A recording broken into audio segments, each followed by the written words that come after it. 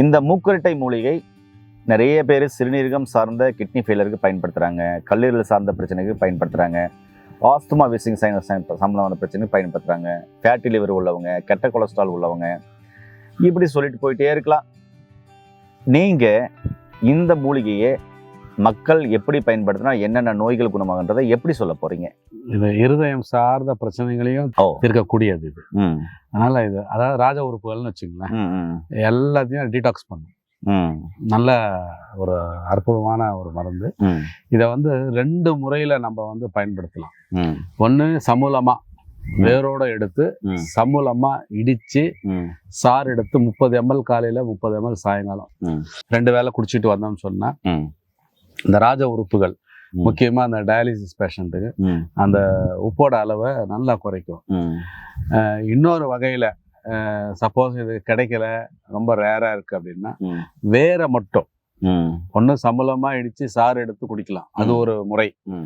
இன்னொரு முறை வேர் மட்டும் எடுத்து சுத்தம் பண்ணி காய வச்சு பொடி பண்ணி வச்சுக்கணும்.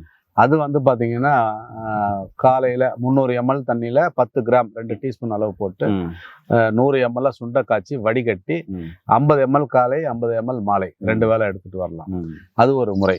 2ல எது உங்களுக்கு சூட் ஆகுமோ பயன்படுத்திக்கிங்க. அது மட்டும் இல்லாம இது பாத்தீங்கன்னா கர்ப்பிணி பெண்கள், பாலூட்டும் தாய்மார்கள் இதை அறவே நீக்கணும். இதை எடுக்கவே கூடாது. ஆமா, அதை மட்டும் கொஞ்சம் நினைவுல வச்சுக்கோங்க. கர்ப்பிணி பெண்கள், பாலூட்டும் தாய்மார்கள் இதை எடுக்கக்கூடாது. மருத்துவர் ஆலோசனை இல்லாமல் இதை எடுக்கக்கூடாது.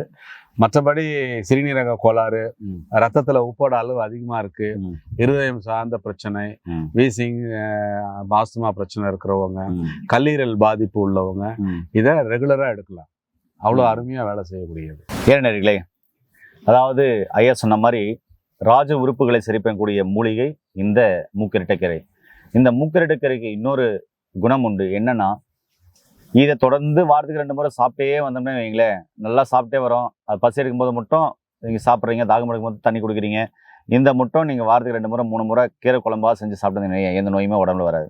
அந்த அளவுக்கு உடலை தூய்மைப்படுத்தி உடலில் இருக்கிற உள்ளுறுப்புகளை நன்கு இயக்க வச்சு ரத்தத்தை தூய்மை பண்ணக்கூடிய ஒரு அற்புதமான வேலையை இது தொடர்ந்து செய்யும். ஆனால் சரிவிகித உணவை நீங்கள் தொடர்ந்து எடுத்துகிட்டு வரணும். கண்டிப்பாக எடுத்து பாருங்கள், நோய் நொடி இல்லாமல் ஆரோக்கியமாக வரலாம். மீண்டும் இன்னொரு அருமையான பதிவு சந்திக்கலாம். நன்றி, வணக்கம். வணக்கம் ஐயா.